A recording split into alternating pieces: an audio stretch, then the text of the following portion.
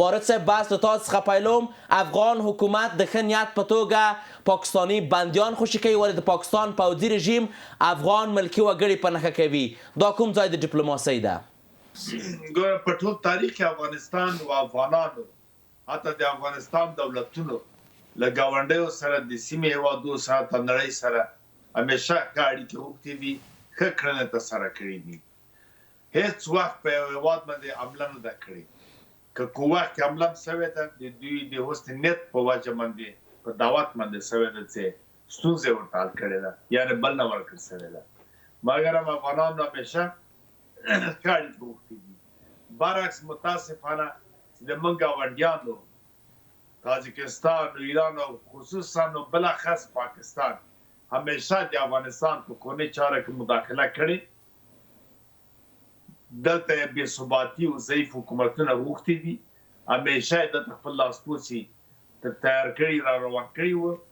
اوس نو خلاف د ټولو نړیوالو موازینو، خلاف د ټولو اصولو، د حسن همجواري، د اصل عدم مداخله،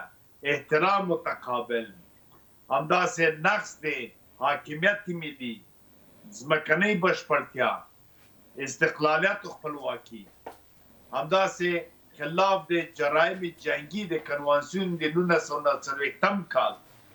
او دغه پروتوکول 1970 کال خلاف د ټولو اصول د ډیپلوماټیک په ویانا کې او په شیکاګو کې 1980 کال 83 کال همداسې خلاف د منشور د ملل متحد خاصتا د اووم فصل د راضي بدون شورای امنیت نه بدون د تفاهم نه په کورنۍ چارې د افغانستان کې مسلح بمبارد کوي او خلک وزني او ګناوه جنایات ترسره کوي، جرمونه ترسره کوي. بغیر د دې نه چې کومه لاسوه جګړه، بغیر د دې نه چې کومه نړیوال اصولو ته پابندي یا کورنۍ حقوق بندوال خصوصي دوه هیوادو ترمنځ کوم پروتوکول سوي دي، راځي دا څه کارا نقص کوي. دوه هیواد متاسفانه د 1940 کالو کې جوړ شول،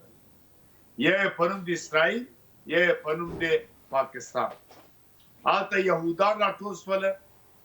تمام ورځ مسلمانان په غزه کې وزني. دلته پاکستان د تمام ورځ په افغانستان کې چړې کې د 50 کاله د افغانانو وینې تویوي. خپله بیا اقرار هم کوي، بې شرمانه وزیر خارجه وایي چې موږ نیابتي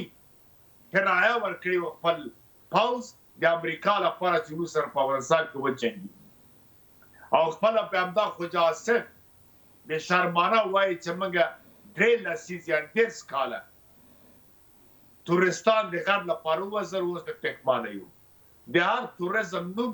د القاعده بشر ده، که په باړه کې ده، که تخت ماهي کې ده، که جلاله کې ده، که باڼو کې ده، که مروت کې ده، هر چې ته داعش، القاعده او د بلبل مشر او کسان په پاکستان کې وزر کیږي. ته چې یو هیواد یې، ته چې ادعا کې چې 6 لکه اردو لرم اتم لرم، کورنۍ امنیت یې ولې نه ساتلی؟ د تا نه دا ټي ټي پي ولې افغانستان ته راځي چې بیا راځي ولې ادرس نه ورکوي؟ چېرته چې افغانانو پسې ورسي او راوینیسي او مردار یې کړي، خو ته خو هغه ادرس هم نه ورکوې، تهمتونه تورونه لګوې، بیا دومره بې غیرته بې شرمه یې چې ته خپله تا ته درځي او راځي، ته د سپایي چېرته د ازغم تابع بنګه په ګران په فرضي کرښه باندې نو راځي بیا بمبار کې بې ګناه کسان وځي. واقع یوه خبره زه وکړم چې دا بمبار د دوی بې جوابه بلکل نه پاتې کېږي. درست. افغان حکومت پاکستانی پوځیان چې بندیان او اسیران هغه خوشوي ول د پاکستان پوځ راشي په توره شپه کې پر افغان داسې کسانو باندې بمبار کوي چې حداقل پوځیان هم نه دي. دا په کوم قانون کې د شیریني صاحب؟ افغان اسلامي امارت د حسنیت په توګه د روزې مبارکې میاشتې په راتګ سره خپل حسنیت وښود او د دوی هغه جنگي اسیران چې په جنگ کې بالفعل نیول شوي و، لاس په لاس نیول شوي د جګړې په حالت کې، هغه جنگي اسیران د سعودي عربستان په وساطت باندې د پاکستان پوځي رژیم ته حواله کړل. نو مخکې له دې نه چې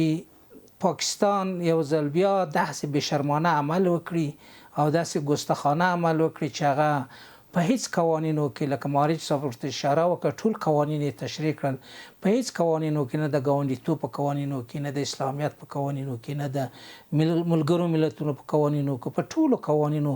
با وجود دي چې د ټول قوانینو ته ټول هیوادونه د ملګرو ملتونو منشور ته ژمن دي نو دغه منشور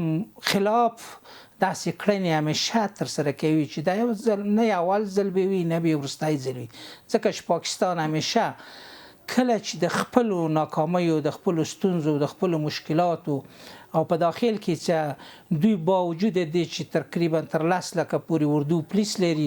او اټومي طاقت ځان ته وایي دوی د خپلو مخالفینو په مهار کولو کې ناکامه پاتې شول او دوی نشي کولی چې خپل مخالفین مهار کړي او ورسته بلې د مخالفینو له دوی په مقابل کې څوک جهاد کوي یا مقاومت کوي هغه که پخواني بیلې بلوچان دي او د ټي ټي پی ډله ده همداسې نور